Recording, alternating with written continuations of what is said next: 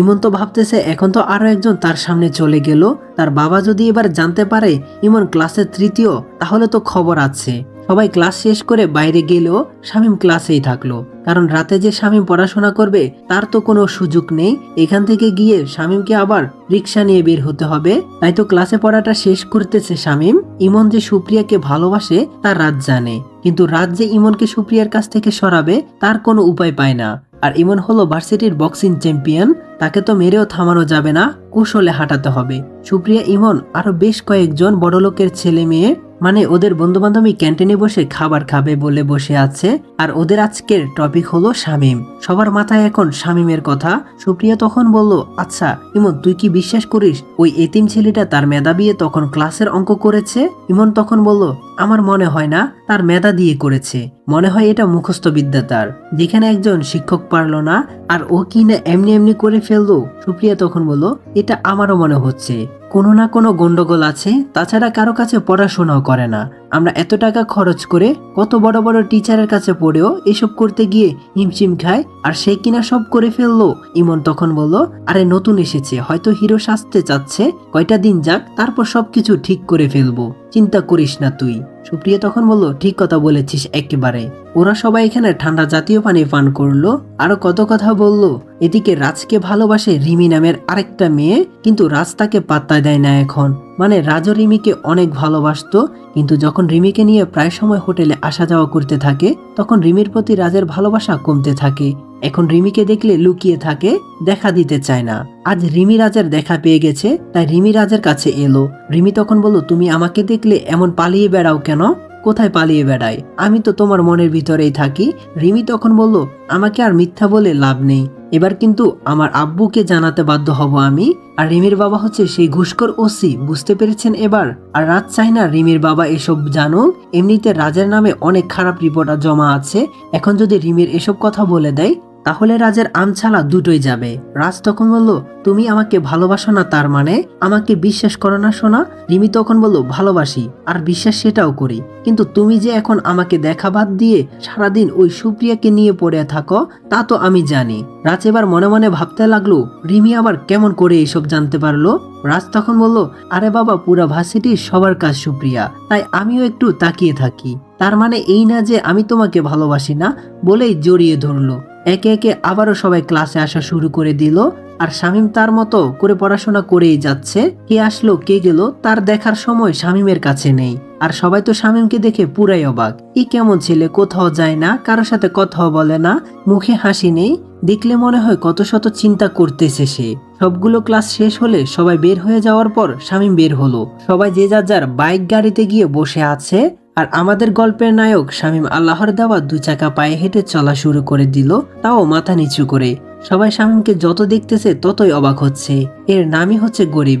গরিবরা ঠিক এমনই হয়, তাদের কোনো বড় স্বপ্ন নেই, বড় কোনো চাওয়াও নেই, দিন শেষে দুমুঠো খেতে পারলেই আলহামদুলিল্লাহ। গ্যারেজে এসে ব্যাগ রেখে পরনের শার্ট প্যান্ট খুলে লুঙ্গি পরে গোসল করতে গেল শামীম, সাথে শার্ট প্যান্ট ধুয়ে দিল নিজে। গোসল করে এসে একটু ভাত তরকারি খেয়ে বিশ্রাম নিয়ে রিক্সা নিয়ে বের হয়ে পড়ল শামীম। এদিকে বাসায় এসে সুপ্রিয়া বিছানার উপর ব্যাগ আছাড় মেরে ফেললো আর নিজের মাথার চুল নিজে টানতে থাকলো। সুপ্রিয়া মানতে পারছে না শামীম প্রথম দিন ভার্সিটিতে এসে এত বড় কঠিন অঙ্কটা করলো, আর ক্লাসের শিক্ষকের কাছে অতি আপন হয়ে গেল। যেখানে সুপ্রিয়া অনেক কষ্টে পড়াশোনা করে সবার মনে জায়গা করে নিয়েছে, সেখানে আজ শামীম নামের এতিম ছেলে একদিনে সব ক্রেডিট নিজের করে নিয়েছে। সুপ্রিয়াকে রাগ করে বাসায় আসতে দেখে ওর মা কিছুটা ভয় পেল, আবার কোনো অঘটন ঘটল না তো সুপ্রিয়া। তাই তিনি হাতের কাজ শেষ করে সুপ্রিয়ার রুমে গেল।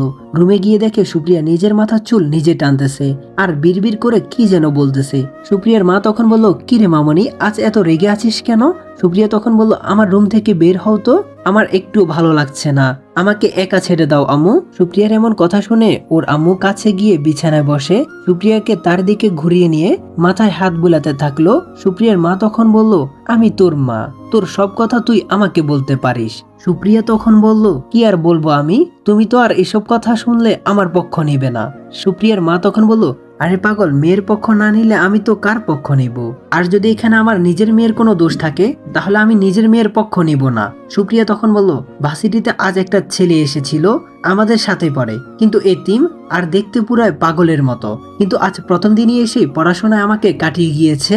এই এতিমদের এত পড়াশোনা করে কি হবে আম্মু? সুপ্রিয়ার মা তখন বলল, ছি মামনি, এমন করে বলতে নেই, তুমিও তো এতিম হতে পারতে।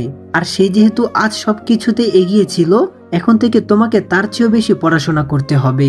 আর এখন থেকে জেদ করে রাখো নিজের পড়াশোনা ওই ছেলেটার থেকে আরো ভালো করার জন্য।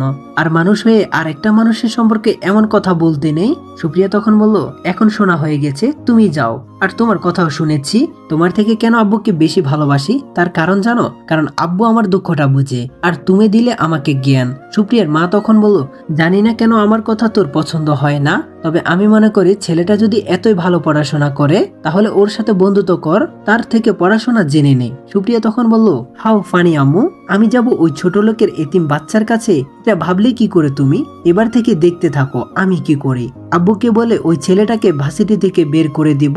এদিকে ইমন বাসায় এসে ব্যাগটা সোফায় রেখে ওর মাকে জড়িয়ে ধরলো। ইমনের মা বুঝতে পারলো এটা তার ছেলে ইমন, তাই পেছনে না ঘুরে ওই অবস্থায় থাকলো।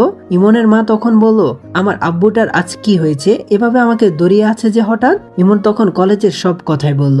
ইমনের মা তখন বলল, কাজটা তুই ঠিক করিস নাই, একটা এতিম অসহায় ছেলেকে মারার আগে তোর ভাবা উচিত ছিল।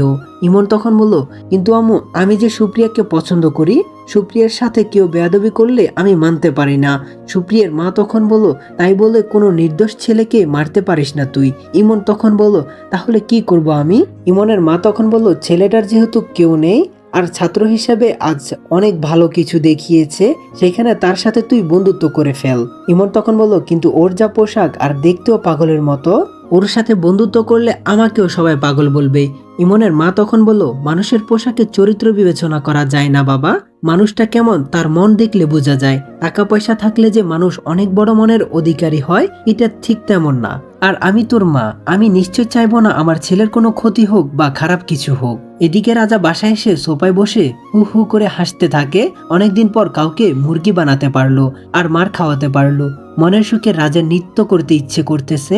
রাজের হাসি মুখ দেখে রাজের বাবা রাজের কাছে চলে আসলো আর বলল, আমার ছেলেটা তো সকালে মন খারাপ করে গেল, কিন্তু এখন বাসায় এসে এমন হাসতেছে কেন? রাজ তখন বলল, ওহ ড্যাডি, তোমাকে কি করে যে বলি, আজকে আমার যা খুশি লাগতেছে। তারপর সব খুলে বলল।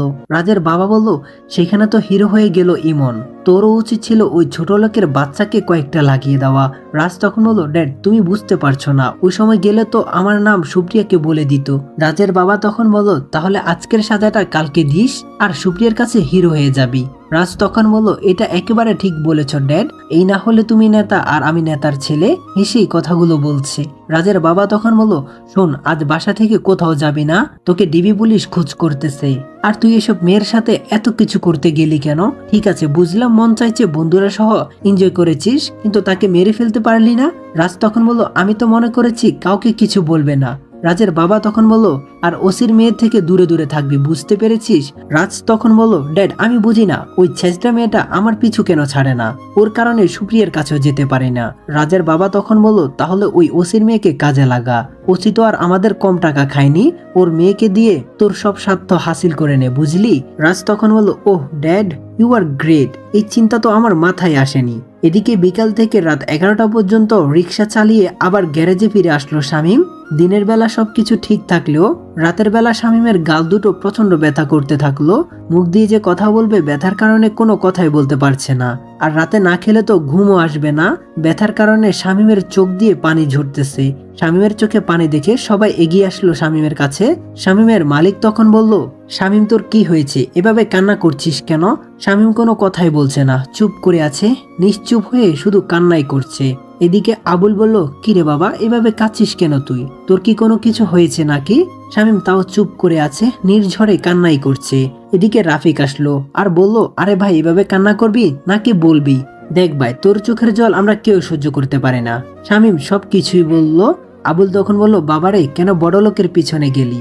বাবা তোকে আর কি বলবো, এই গরিবের মূল্য কোথাও নেই, আর যদি বাবা মা থাকতো তাহলে তোকে আদর করে খাইয়ে দিয়ে ঘুম পাড়াতো। মালিক তখন বলল, বুঝেছি শামীম, তোর খুব কষ্ট হচ্ছে, কি করবি বল, সবাই তো আর সবার কষ্ট বুঝে না, পেদে বা আর কি করবি তুই, তোর জন্য ওষুধ নিয়ে আসতেছি। আর আব্দুল, তুমি বরং ওকে একটু ভাত খাইয়ে দাও। আব্দুল একা না, গ্যারেজে সবাই শামীমকে এক লোকমা করে খাইয়ে দিতে লাগলো।